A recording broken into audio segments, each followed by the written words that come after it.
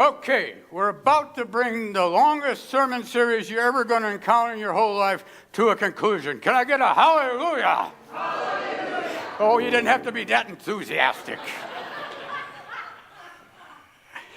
So, I've had you in the pits of despair, and I've had you filled with grief.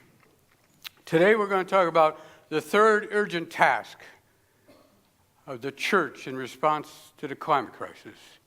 Is to connect with hope.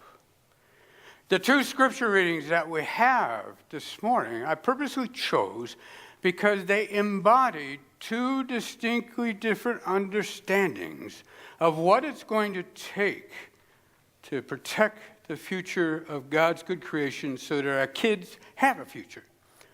The first one is the story of the persistent widow. Now, to really understand the story, you got to understand the context. A couple of thousand years ago, women had no rights, especially widows, because there was no man to assert the right of the widow unless she had a son that was surviving and he would take over that role. So she had no right to even go to the judge. She couldn't appear in court to pursue her claim of injustice. There was absolutely no hope that anything could change out of her condition. And yet, she persisted. And so every single day, she kept after that judge. And there's some great words in that. And the judge, even though he doesn't fear God or any man, is going to grant her wish because she won't leave me alone. Persistence against everything that tells you it can't possibly happen works. A few years ago, a gentleman came to one of my presentations, and he really got bit by the bug. He said, we've got to have our church engage with this. And he belonged to a really large, prosperous church in Naperville. And so he went to the pastor and says, you know, I've heard this talk that Reverend Dr. Terry Gallagher gives, and we really need to have, we need to engage in this crisis. And she did what most pastors do, which is, well, you know, someday, you're right, yeah, someday. We're going to do this someday, but, you know, right now we're going to start a capital campaign, and you don't want to start a capital campaign by irritating everybody with money in the church. You don't invite somebody that's going to rabble-rouse. We want to keep everybody happy. So, yeah, you're right. Someday, we'll engage in that, but someday. And Greg, he just didn't give up. He was like that widow. Every single week, he had an appointment scheduled on the pastor's calendar where he would go to the pastor and hold the same conversation again. And she would explain, you're right, Greg, you're right. Someday we will do this. And he said, okay, Pastor, okay. And then the next week he'd show up. You know, Pastor, we've really got to engage this. It's critical. It's going to impact our team. You're right, Greg, you're right. Someday. And after 11 months, every week, he wore her out. And she said, oh, all right. There's this one open date on the calendar in June. You go have him come. And he could preach all 4 sermons that whole day and hold a presentation afterwards. Are we done? Yes, we're done. Persistent widow. Powerless people still obtaining what is necessary to achieve. So that's the one end. The other end, where most of my good and faithful people are at, is God's going to handle it. God's going to create a new heaven and a new earth. Because the old heaven and the old earth have passed away, amid wails and gnashing of teeth and much agony. And in the new heaven and the new earth, tears will be no more.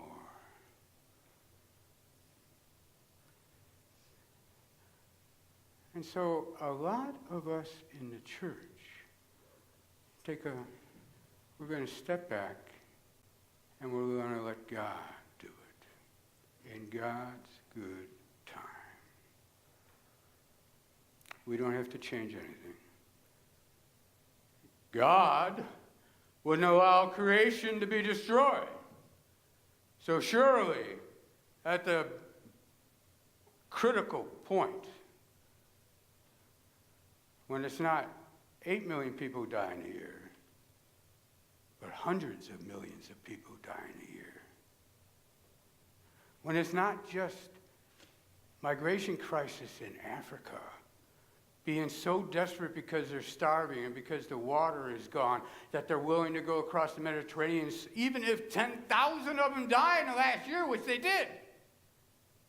But surely, before it affects my kids, before I see my grandkids cry because they can't get water or food or the heat is just too much, before that, surely God will step in.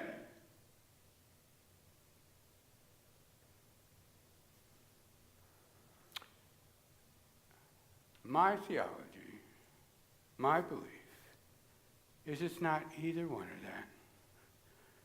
It's a both and. So often in our life, we like to have things clear. These are the boundaries. You cross this boundary, you violate the rules, you go to jail, we take away your kids. What if it's a both and? What if it's both the need for the persistent widow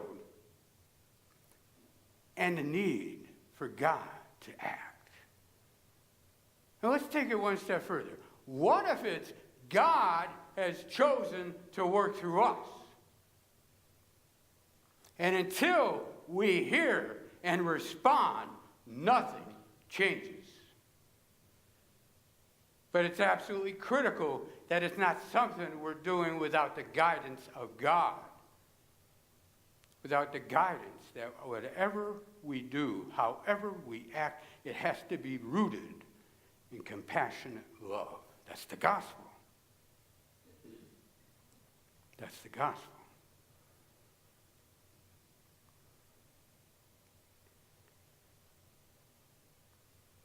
$50 million people died in World War II. And we didn't respond until it was our kids dying in Pearl Harbor.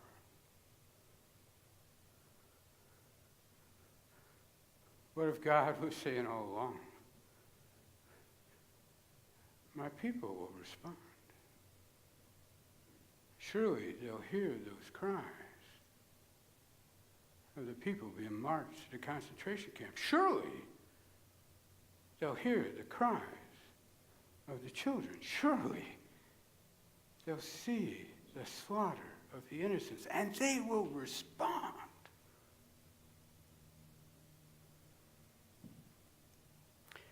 Hope. The first thing we have to understand, if things are going to change, hope is not a noun, it's a verb. Hope is an active verb. If you want to have hope, you find it by getting involved. If you want to see hope in your life, we started out with Job up on his ash pile, scraping the sores on his body with his wife, saying, why do you persist in your integrity? Why don't you curse God and die? And the only time things change is when Job gets off that ash pile and says, I trust my God, and I will act.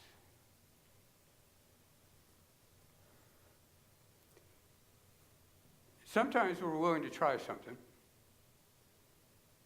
but we expect immediate results. We have short-term attention spans, and we expect immediate gratification, right? That's why all the restaurants with drive-throughs do a landmine business, right? We want now. I did this. Let me see result now. If we don't see result, then we give that up. A couple of years ago, I presented to interfaith leaders in a suburb. And I was really hoping to be able to reach to a number of pastors so that they could bring this message to their congregations, their mosques and their temples. But as typical for one of these things, there was one other pastor besides me. Everybody else was a lay person that the pastor had delegated this important role to. And so I did. They were crammed with business, and so they only gave me a 20-minute window to discuss the greatest crisis in humankind civilization. And so I did it for 20 minutes the best I could. Right? And I came away from it, and nothing happened. Nothing happened. Here I had an opportunity to reach the whole interfaith of this particular suburb with a message, and nothing happened. And 2 years later, this past spring, the Roman Catholic layperson that was there contacted me and said, I remember that presentation, and we'd like you to come to our church and speak to us, do the presentation. 2 years, not a word, not a question, not a sound. And all of a sudden, that seed that was scattered blooms and grows. And so I met with their justice and witness team to find out what they would like in terms of how much time I had, right, and what we'd be open to hearing and exploring and how deep we wanted to go. And so essentially they gave me a 2-hour window to do what I've done with you the last 3 first Sundays of the month. Yeah? Reality, grief, and hope. But they said, we really need you to come to each of the 4 Sunday masses, Saturday Mass and Sunday Masses, and give a 3-minute talk to invite people to come to the presentation. We know our people, they're not going to come unless you come and spend some time giving us the invite. I said, well, it's really ought to come from you. They know you, they don't know me. It really ought to come from you. And they said, no. We need you to come and give a talk at each Mass. I said, you want me to sit through 4 Masses? And at each Mass, at the end, give a 2 to 3 minute talk. Does your priest know about this? Oh, yeah, he'll be on board. Don't worry. He don't know yet, but he'll be on board. Okay. You sure you don't want to do this? No, we need you to do this. And it finally hit me, dummy. God is talking through them. You need to do this. So you got to sit through 4 Masses. You need to do this. And so I go. And we meet the priest who has the Saturday afternoon Mass, who is the pastor of this 3,500 family Catholic church. And we meet him before the service. And the layperson introduced me, says, Pastor, this is Reverend Dr. Terry Gallagher. He's going to get the presentation on Monday. Yeah. And we need you to introduce him. You need me to what? We need you to introduce him so he can give a talk. He's going to give a what? He's going to give a talk at the end of Mass. You're going to be brief, aren't you? I'll be brief. And don't worry about the introduction. I'll be brief. Okay. But you're going to be brief. Yeah, I'll be brief. He says, all right, I'll give you the high sign when they come up. Okay. So I'm sitting there all the way through Mass. And it's a great Mass because they have their vacation Bible school week, and so they have lots of kids, and they're up there doing their little performance and their song, which is straining the pastor because he likes short Masses, right? And so we're already long, and now you got this guy who's going to give a talk to extend it even longer. Right? And so he does that, and so I go up, and he was just rubbing his nose. Right? I didn't get the sign right. So and then he comes down to me and says, the kids are going to sing one more song. Right? But after that, you come up. You're going to be brief, right? Yeah, I'll be brief. Yeah. Kids get done. I run up, face the crowd, and say, good afternoon. It's a blessing to be with you. You know, I've been given an impossible task. I've been given a brief moment, less than 3 minutes, to connect you with the greatest crisis that human civilization has ever been met. It's an impossible task. There is no way to do it, but I'll tell you this. I've ever found when I've been given an impossible task, you can't dawdle. You got to just plunge into it, right? And you just see what happens. And so here it is, without any of the bows and ribbons, just stark truth. Climate change is real. It's happening now. It's human caused. And we have to respond with urgency or there will be no future. Who says this? Every single nation of the world but one. Who says this? Pope Francis 3 years ago in Cisco. Who says this? 600 Catholic institutions in the 3 years since. Who said this? Thousands of faith leaders of every faith understanding in the world. How are we going to do this? Come Monday night, I'll tell you. At the end of Mass, the pastor comes up and says, you know, you give a new meaning to the word brief. But here's the thing. The people were right. Last Monday night, on an absolutely gorgeous night, you know, before we got the 95-degree heat, it was absolutely gorgeous night. At night you should be out barbecuing on the patio or talking to the neighbors over the fence or walking the dog or whatever you want to do, but be in church. And 120 people showed up to spend 2 hours with me plunging to the depth of the reality, understanding the grief that comes from that reality, and then connecting with hope. Are there reasons for hope? There are constant reasons for hope. We've got to be tuned into them. We've got to be tuned into them. Technology is leaping forward by tremendous jumps. It really is. There's enough wind that would power all our needs 40 times over. And the wind generators are forming new technology all the time. Off the coast of New England, the very first offshore wind farm is going to go in next spring. All right? We're a little bit behind by this because by next spring, all of Scotland is going to get 100% of their wind, of their electricity by wind power. Now you got to catch the irony here. Scotland is the birthplace of coal power. They're going to be 100% powered by the wind, no coal, nothing coming out of stacks, nothing making kids cough, nothing creating heart congestion. Scotland.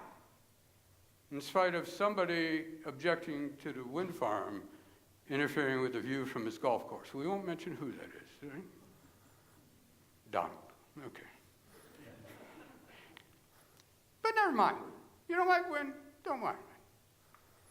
There's enough power that the sun delivers to the earth in a single hour, 1 hour, that can power all of human civilization's needs for an entire year. 1 hour. 1 hour. If you look at the charts on how fast solar power is growing, it's astronomical. It's as fast as computers grew. You know when there was all you gray hairs, before you had your first computer? Right? What's a kilobyte, right? Solar power. My youngest kids live over in Germany, my youngest grandkids. And you go over to Germany, every roof has solar panels on it. And it's not just Germany. In France, you cannot build a new building without either solar panels on the roof or a green roof. Every nation of the earth has agreed that climate change is happening. We have to respond with urgency. And so they signed the Paris Agreement. Some took 2 years to do it. There's only one nation on the earth that is backing out of it. And we won't mention who that is. But here's the thing. It's not just wind. It's not just solar. There's things we can do in every facet of our life. There's a wonderful book called Project Drawdown, and it explores 100 different answers to this crisis. Some of them involve new technologies, but some of them involve simply changing what we eat and how often we eat it, and what we do with the waste. There are answers. There are solutions. But one of the most exciting things is there is a group of kids who are suing the federal government over denying them the future. There's a group of 21 kids that have sued the federal government for supporting the fossil fuel companies, which is denying them the right to liberty, life, and property. And when this first was announced, every fossil fuel company and every fossil fuel organization signed on to be a co-defendant with the United States federal government in opposing these 21 kids. And the first judge heard the hearing and said, this is going to go to trial. We don't care what you say. There's substantive hurt here. These kids have a right to be heard. This is going to trial. And at that moment, every fossil fuel company, every national organization of fossil fuel companies backed out of the lawsuit, because at that point they'd be required to testify under oath what they knew, when they knew, and how they knew. And it's one thing to talk about to the press, it's one thing to write in their blogs, it's another thing to lie under oath to a federal judge. So they all backed out. So it was going to trial last October.